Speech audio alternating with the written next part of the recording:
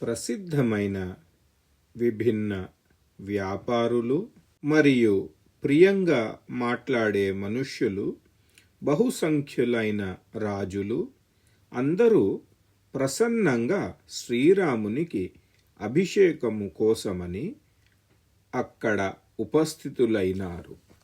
అలా వశిష్ఠులు వారు చెప్పి సుమంత్రునితో, నీవు మహారాజుని శీఘ్రంగా రమ్మని చెప్పు.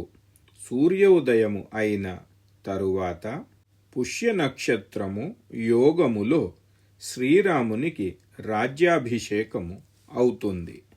వశిష్ఠులు వారి వచనము విన్న తర్వాత మహాబలి సూతపుత్రుడు సుమంత్రుడు రాజసింహుడు దశరథునికి స్తుతి చేస్తూ ఆయన భవనములో ప్రవేశము చేసినారు.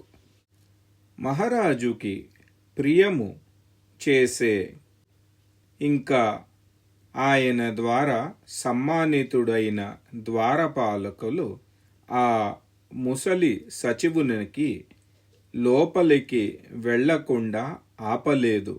ఎందుకంటే దానికంట ముందే మహారాజు ఆజ్ఞ ఇచ్చారు.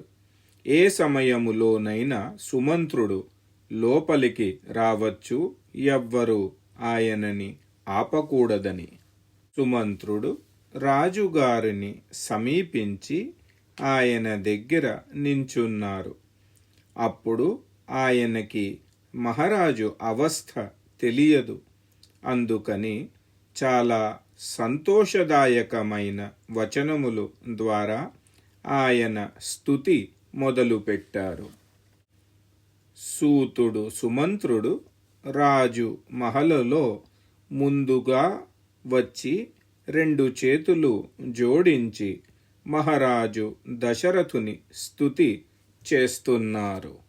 ఓ మహారాజా, సూర్యోదయము అయినప్పుడు తేజస్వి అయిన సముద్రుడు స్వయం హర్షముతో తరంగాలతో ఉల్లాసితుడై సముద్రములో స్నానము చేసే కోరిక కలిగిన మనుష్యులని ఏ విధముగా ఆనందితుడు చేస్తారో అదే విధముగా మీరు స్వయంగా ప్రసన్నుడు అయి ప్రసన్నత పూర్ణమైన హృదయముతో మీ సేవకులు అయిన మా అందరికీ ఆనందము ప్రదానము చెయ్యండి.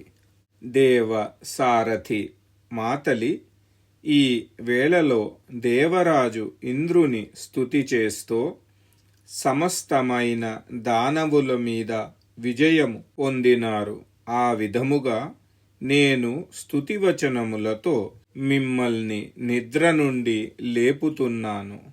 6 అంగములతో 4 వేదములు సమస్తమైన విద్యలతో స్వయంభూ భగవంతుడు బ్రహ్మను ఏ విధముగా లేపుతాయో అదే విధముగా నేను ఇప్పుడు మిమ్మల్ని స్తుతి చేసి మిమ్మల్ని నిద్ర నుండి లేపుతున్నాను.